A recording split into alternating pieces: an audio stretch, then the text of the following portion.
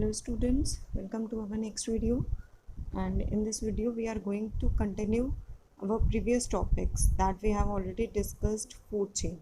Okay, so till here we have discussed that what are food chains. On page number 258 you can observe the diagram of the figure, and till now we have discussed. Okay, so moving on to the next slide, which is this must, but this might not be too visible to you, but I guess some things are visible. You can easily withdraw this diagram, and this diagram is also available on your book, right? So it is a simple kind of food chain, very simple. And in this food chain, this is a terrestrial food chain. Plant आपका जो producer होगा, then plant is consumed by herbivore, या आपका grass hopper में या आपके Beatles में या जो भी आपके इंसेक्ट्स के कैटेगरी में आएगा, then it will be eaten by some carnivore which will depend on this particular insects, and then this will be eaten by, here snake is mentioned, and snake, then eagle or vulture, anything, right? So carnivore. ये chain आपको याद रखनी है. Primary producers will lead to primary consumer will lead to secondary consumer will lead to tertiary consumer, and last will be the quaternary consumers, right? Same वही चीज़ यहाँ पे marine food chain में mention करी गई है. मरीन फूड चेन में जब आप देखेंगे तो यहाँ पे ये आपके फाइटोप्लैंक्टन्स होते हैं. फाइटोप्लैंक्टन्स आपके एक्वाटिक स्पीशीज़ होती है. लोएस्ट आपका आएगा इसमें एक्वाटिक फूड चेन में. Then zooplankton. Phytoplankton actually plant species होती है जो जिसके ऊपर जूप्लैंक्टन्स मतलब small insect like structures, insect like organisms which are very smaller in size and which depend on phytoplankton for their food and survival, right? And these zooplanktons is very small fishes or very small aquatic animals are consumed by fishes which are larger in size as compared to zooplanktons. These are carnivores in nature. Then next carnivore stage, these are secondary consumers. Then there are tertiary consumers. These carnivores are like sharks which feed upon small fishes, right? And then these are like rahu katla fishes, and then these are sharks. Okay, और sharks को generally कोई consume नहीं कर सकता. Whale, shark, these are the large fishes of your ocean. तो ये आपके quaternary consumers में आते हैं. उसके बाद ये डाई करते हैं, डाई करके ये डिके करते हैं, और डिग्रेड होंगे तो micro organisms will further act upon them, right? So here it is mention about trophic level, grassland biome, pond biome and ocean biome. So you can note it down. Just draw these aquatic food chain, grassland food chain and pond food chains.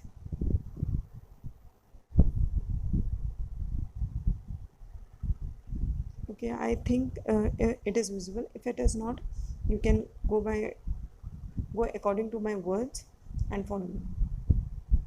Quaternary consumer, these are tertiary consumers. Moving starting from primary consumer producers, these are the divisions. Trophic level ये visible है बहुत clearly. Primary producer can be in case of grasslands grasses, then ponds में algae, ocean में phytoplankton. Then primary consumer में आएगा grassland में grasshopper, यहाँ पे mosquito या larva जो ponds में generally grow करते हैं. Then zooplankton, ocean की बात हम कर चुके हैं. Secondary consumer में rat, यहाँ पे dragon और larva, dragonfly के larvas जो होते हैं वो मॉस्किटोज़ और ड्रैगन फ्लाई और लावा ये सब यहाँ पे रहेगा जो इसी को फीड अपॉन करता है, एल्गी और इन सब सब्सटीट्यूएंट्स में. Then fishes, small very small fishes. Then tertiary consumer will be your snake in case of grassland. In case of pond there will be fishes, very small fishes. Then seals in ocean. And in case of quaternary consumers, hawk, then raccoon, then white sharks. Then seals will be consumed by white sharks. Okay, so here is the producer, primary consumer, secondary consumer, tertiary consumer.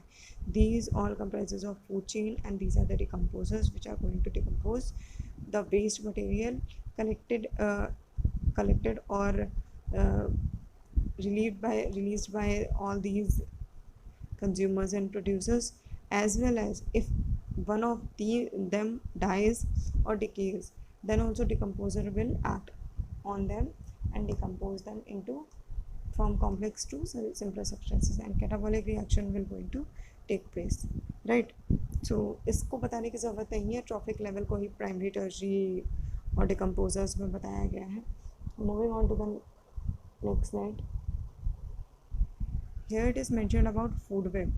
Okay, so food web is a group of several interconnected food chains. In a food web, an organism gets food from more than one group of organism. ये food web का diagram आपको page number 259 पे मिल जाएगा.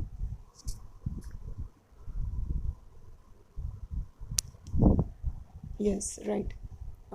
Figure 15.4 में top carnivore, producer, herbivores, carnivores की definition बताई गई है, वो हम ऑलरेडी बता चुके हैं. फिगर 15.2 में अभी हम उसको यहाँ पे डिस्कस कर लेंगे. Moving on to the food web. First, food web is interconnected. जिस तरह आपने कंप्यूटर्स में आपने कंप्यूटर में वेब्स पढ़े होंगे, तो web actually web denotes that spider web, एक तरीके से मकड़ी का जाला टाइप का, जिसमें सारी चीज़ें इंटरकनेक्टेड हैं. तो यहाँ पे वही उसी तरीके का ये फूड वेब होता है, जिसमें एक दूसरे, ज़रूरी नहीं है कि ये अगर इसको बर्ड ही ईट करेगा, इसको रैट भी ईट कर सकता है. मॉस्किटोस आपको, ड्रैगन फ्लाई भी उसको ईट कर सकते हैं, स्पैरो भी ईट कर सकता है, रैट भी उसको ईट कर सकता है. ठीक है. उसी तरह यहाँ पे जो प्लांट है, बेसिक स्ट्रक्चर प्लांट से स्टार्ट करेंगे तो plant, it is not necessary that plant is going to be eaten by only herbivores. omnivores भी उसे ईट करते हैं, प्लांट प्रोडक्ट्स को ईट करते हैं, और उसमें भी कई सारी स्पीशीज़ हैं जो डिपेंडेंट है प्लांट पे, राइट. ये पूरा जितना सिस्टम होता है ये एक साथ कहलाता है food web. Okay, moving on to the next. These are the trophic levels. इसको हम बाद में डिस्कस करेंगे. सो वो टॉपिक हम बाद में डिस्कस करेंगे. I have told that. And here is your food chain. Okay, so food chain and food web का कुछ डिस्क्रिप्शन दिया गया है. ये आपके NCERT है, और NCERT में इससे पहले का जो पॉइंट्स है वो हम डिस्कस कर चुके हैं. Ecosystem, what are its components, ये सब हमने डिस्कस कर लिया है यहाँ पे. Moving on to food chain. Food chain के बारे में हमने बता दिया है, ठीक है, PPT में कवर कर दिया है. This is the diagram I was talking about. Figure 15.1, food chain in nature, in a forest and grassland and pond. ये अभी डिस्कस कर दिया है, ये आप कर लेंगे. I don't think so there is any problem. यहाँ पे एक पॉइंट आता है, this energy supports which energy. यहाँ पे जो जनरली होता है फूड, वो हमें प्रोवाइड करता है fuel, and thus the interaction among the various components of the environment involves flow of energy. इन पूरे कंपोनेंट को मेंटेन करने के लिए एक एनर्जी का फ्लो यहाँ पे क्रिएट होता है. ठीक है. ये एनर्जी जनरली सनलाइट से ही मिलती है. जितने भी ये प्रोड्यूसर्स हैं इनको सनलाइट से ही मिलेगी, और सनलाइट से ये एनर्जी ट्रांसफ़र होती है from one trophic level to another trophic level in the form of chemical energy, right. This energy supports all the activities of the living world. From autotrophs, the energy goes to the heterotroph and to the decomposers, right. Very easy points are mentioned over here. However, as we saw in the previous chapter, sources of energy, जो आपको sir पढ़ाएंगे, ये physics का part है, ये मेरा part नहीं है. तो सोर्सेज ऑफ एनर्जी आपने इससे पहले भी पढ़े हैं, ऐसा नहीं है कि सर पढ़ाएंगे तो आपने पढ़ा होगा. यहाँ पे आप देख सकते हैं, when one form of energy is change to another, ठीक है, some energy is lost into the environment in forms which cannot be used again. जब भी किसी एक फॉर्म से दूसरे फॉर्म में एनर्जी चेंज होगी तो कुछ अमाउंट ऑफ एनर्जी लूज़ होती ही है, राइट. जो एनर्जी लूज़ होती है, ठीक है, वो आपके एनवायरनमेंट में लॉस्ट हो जाती है. एंड आफ्टर दैट क्या होता है, the flow of energy between various components of the environment has been extensively studied. यहाँ पे जो कुछ एनर्जी तो आपके एनवायरनमेंट में लूज़ हो जाती है, बाकी आपकी ट्रांसफ़र हो जाती है, ठीक है, from one generation to another generation. अब ये जो आपके पॉइंट्स हैं, ये यहाँ पे कुछ इंपॉर्टेंट पॉइंट्स हैं, इनको हम यहाँ पे डिस्कस करेंगे. So starting with these points, these are very important. Mark it as very important. Page number 259. The green plants in a terrestrial ecosystem capture about 1% of energy of the sunlight that falls on their leaves and convert it into food energy. Green plants का tendency होती है क्योंकि उसमें chlorophyll present होता है, sunlight को capture कर सकते हैं. With the help of carbon dioxide and water they produce food. ठीक है, इस प्रोसेस को हमने फोटोसिंथेसिस कहा है, इसको फोटोसिंथेसिस कहते हैं. आप पढ़ते हुए आए इससे पहले से. ठीक है, यहाँ पे मेन चीज़ इंपॉर्टेंट क्या है, green plants in terrestrial ecosystem. Terrestrial ecosystem मतलब कि लैंड वाला जो इकोसिस्टम हो, ecosystem capture about 1% of the energy of sunlight. यहाँ पे ये जितना भी आपने फूड चेन या फूड वेब पढ़ा था, इसमें क्या होता है, ये फोटोसिंथेसिस के टाइम पे 1% ऑफ एनर्जी कैप्चर करते हैं एंड फॉल्स. वो एनर्जी जो होती है 1% ऑफ एनर्जी किसकी होती है, सनलाइट की. सनलाइट को कैप्चर कर लेते हैं और फूड के फॉर्म में उसे कन्वर्ट कर देते हैं, बाकी वो रिवर्ट कर देते हैं वापस. When green plants are eaten by the primary consumers a great deal of energy is lost as a heat. जब भी आप कोई चीज़ खाते हैं तो आपकी भी एनर्जी जाती है, उसी तरह प्लांट से भी एनर्जी चली जाती है as a in the form of heat and some amount goes into the digestion. और कुछ अमाउंट जो है एनर्जी का है वो डाइजेशन में यूज़ हो जाता है, बाकी मेटाबॉलिज्म और अदर जितने भी आपके डेली यूज़ के वर्क होते हैं, डेली वर्क होते हैं, उनमें यूटिलाइज हो जाती है energy. The rest goes towards the growth and the reproduction. An average of 10% of food eaten by is turn on its own body and made available for the next level. अब यहाँ पे जितना भी आपकी energy बनी, require हुई, ठीक है, पहली बात तो 1% of energy is stored and बाकी is radiated back to the environment. After that जितनी भी एनर्जी इसमें प्रोड्यूस होगी उसकी 10% एनर्जी जो है of the food is eaten is turned into its own body and made available for the next consumer.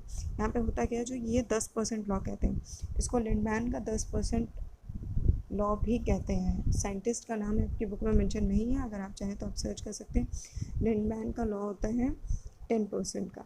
ठीक है, it can 10% therefore 10% can be taken as the average value for the amount of organic matter that is present at each step reaches to the next level of consumer.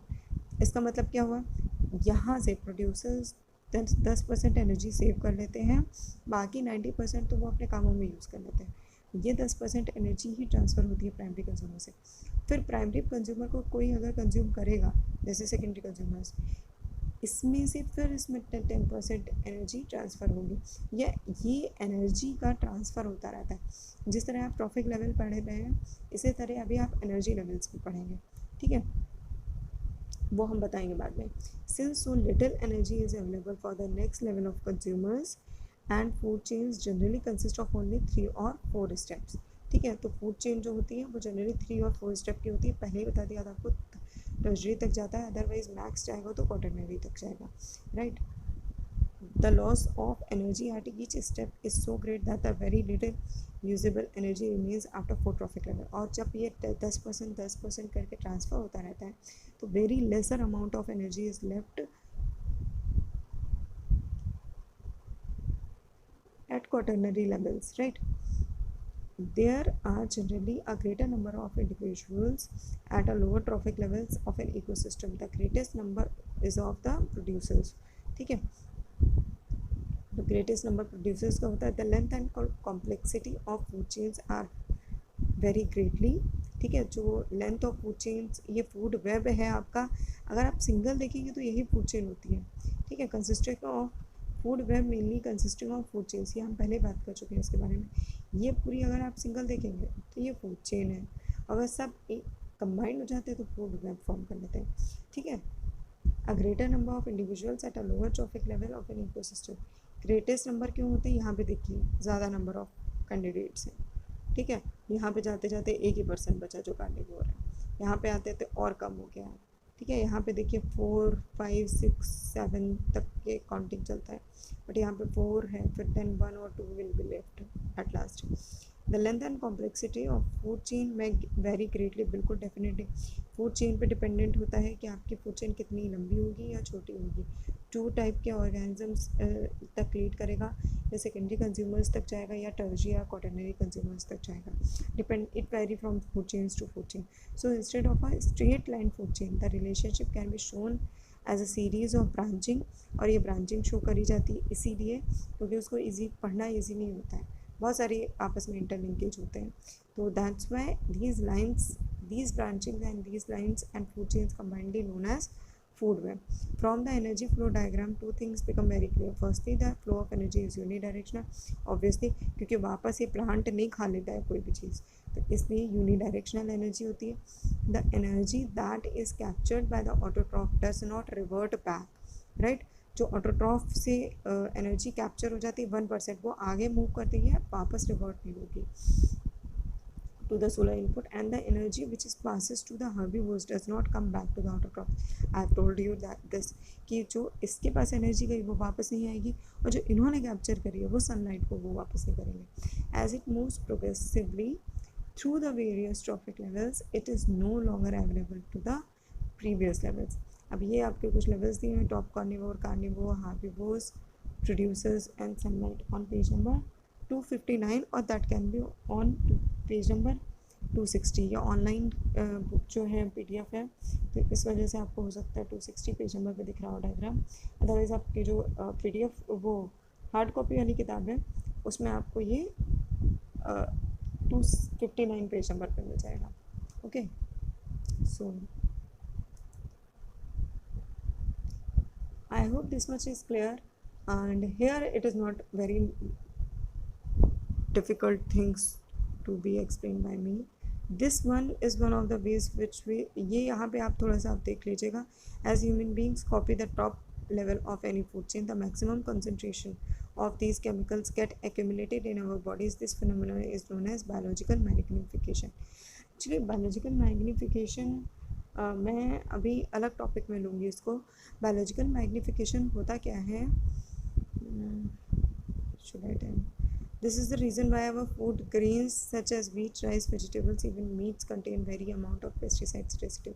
Biomagnification is very vast topic. This word, right? This word which you are seeing here, आप समझ लीजिए यहाँ से ही आपके लिए important हो जाएगा। इतना यह पोर्शन आपका वेरी इंपॉर्टेंट की कैटेगरी में आता है। As I leave this will get lost, ठीक है। इसको आप वेरी इंपॉर्टेंट मार्क कर लीजिएगा। क्यों? क्योंकि यहाँ पे टर्म दी गई है एक बायोमैग्निफिकेशन की, ठीक है। ये जो बायोमैग्निफिकेशन की टर्म दी गई है ये बहुत इंपॉर्टेंट है।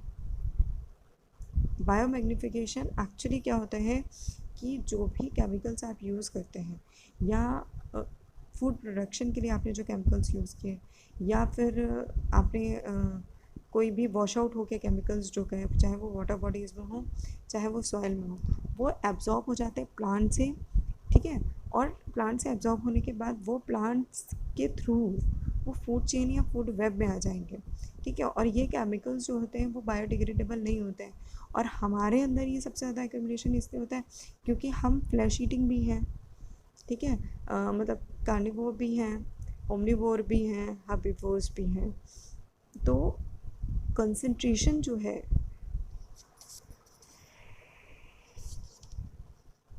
पेस्टिसाइड्स का हमारी बॉडी में सबसे ज़्यादा क्वांटिटी में होता है, राइट। मैग्नीफिकेशन मीन्स मैग्नीफाई करना, ज़्यादा होना। बायोलॉजिकल मैग्नीफिकेशन मतलब बायोलॉजिकली बॉडी में ज़्यादा होना। क्या, किस चीज़ का एक्यूमुलेशन? केमिकल्स का। Chemicals get accumulated in our bodies, so this phenomenon is known as bioaccumulation. This is the reason why our food grains such as these things, pesticides, these have pesticide residues in a large quantity, ठीक है। they cannot always be removed by washing or other means. obviously washing से हम remove नहीं कर सकते क्योंकि उन्हीं की हेल्प से तो हमने उन्हें ग्रो किया है, तो वो ग्रेन्स के अंदर है और ग्रेन्स को आपको वैसे ही खाना है। आप आटे में आटा गूंद के खाते हो, पूड़ी बना के खाते हो, लेकिन वो बना तो होल ग्रेन का ही। अब उसमें से आप पेस्टिसाइड या कोई केमिकल है या नाइट्रोजन है या यूरिया का ही कोई केमिकल है, जो भी आपके फर्टिलाइजर्स हैं उसमें कोई हार्मफुल केमिकल हो गया, उसको आप एक्सट्रैक्ट थोड़े ना करेंगे, आप उसको वैसे कंज्यूम करते हैं। अब यहाँ पे newspaper reports discuss what methods could be applied to reduce the intake of pesticides. इस क्वेश्चन को आप कॉपी में कर लेंगे कि क्या ज़रूरी है, कौन कौन से मेथड्स होने चाहिए to reduce the intake of pesticides. Okay, and complete these questions also in your notebook. What are trophic levels? I have already told. Give an example of a food chain and state different trophic levels in it.